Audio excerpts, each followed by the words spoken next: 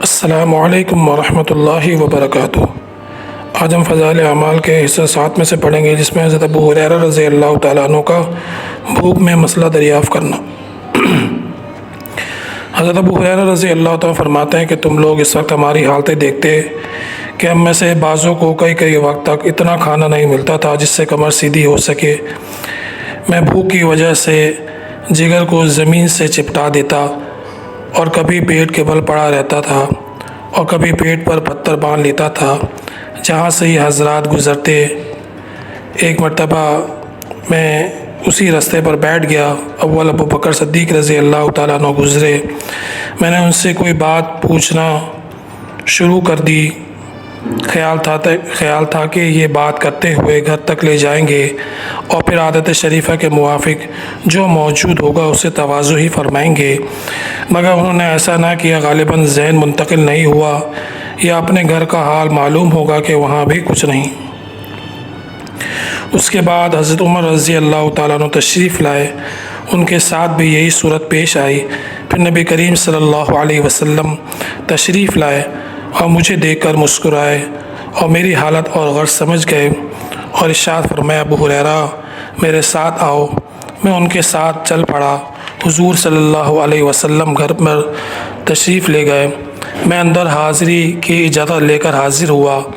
گھر میں ایک پیالہ دودھ کا رکھا ہوا تھا جو خدمت اقدس میں پیش کیا گیا۔ دریافت فرمایا کہ کہاں سے آیا ہے؟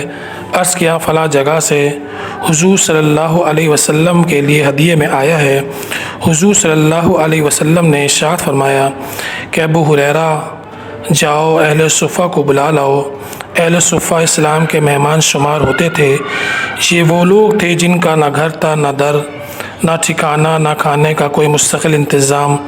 ان حضرات کی مقدار کم و بیش ہوتی رہتی تھی، مگر اس قصے کے وقت 70 تھی۔ حضور اقدس صلی اللہ علیہ وسلم کا معمول یہ بھی تھا کہ ان میں سے 2 4 کو کسی کھاتے پیتے صحابی کا مہمان کبھی کبھی مہمان بنا دیتے تھے، اور خود اپنا معمول یہ تھا کہ کہیں سے صدقہ آتا تو ان لوگوں کے پاس بھیج دیتے اور خود اس میں شرکت نہ فرماتے، اور کہیں سے ہدیہ آتا تو ان کے ساتھ حضور صلی اللہ علیہ وسلم خود بھی اس میں شرکت فرماتے۔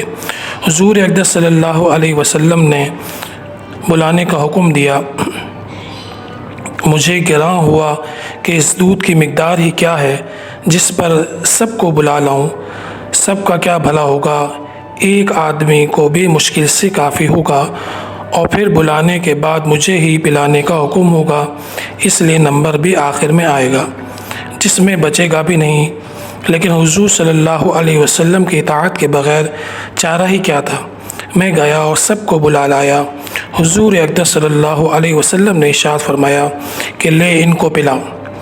میں ایک شخص کو پیالہ حوالے کرتا اور وہ خوب سیر ہو کے پیتا اور پیالہ مجھے واپس کر دیتا۔ اسی طرح سب کو پلایا اور سب سیر ہو گئے تو حضور صلی اللہ علیہ وسلم نے پیالہ دست مبارک میں لے کر مجھے دیکھا اور تبسم فرمایا کہ بس اب تو میں اور تو ہی باقی ہیں۔ میں نے عرض کیا کہ بے شک۔ فرمایا لے پی۔ میں نے پیا۔ ارشاد فرمایا اور پی۔ میں نے اور پیا۔ بالآخر میں نے عرض کیا یا رسول اللہ صلی اللہ علیہ وسلم اب میں نہیں پی سکتا۔ اس کے بعد حضور صلی اللہ علیہ وسلم نے سب کا بچا ہوا خود نوش فرمایا۔ اللہ جل شانہ ہمیں بھی صحابہ رضی اللہ تعالیٰ اجمعین کی مبارک زندگی کو اختیار کرنے کی ہمت توفیق عطا فرمائے۔ حضور اقدس صلی اللہ علیہ وسلم نے صحابہ رضی اللہ تعالیٰ اجمعین کو اپنی برکات دکھائیں اور ظاہر کرا، اور میرے محترم بھائی لوگوں، اس لیے صحابہ رضی اللہ تعالیٰ اجمعین اللہ کے رسول صلی اللہ علیہ وسلم کے حکم کو نہیں بلکہ اشاروں کو سمجھتے تھے، اور اپنی زندگی کو حضور صلی اللہ علیہ وسلم کی پاکیزہ زندگی کے مطابق لانے کو اپنی زندگی کا مقصد اصلی فرماتے تھے۔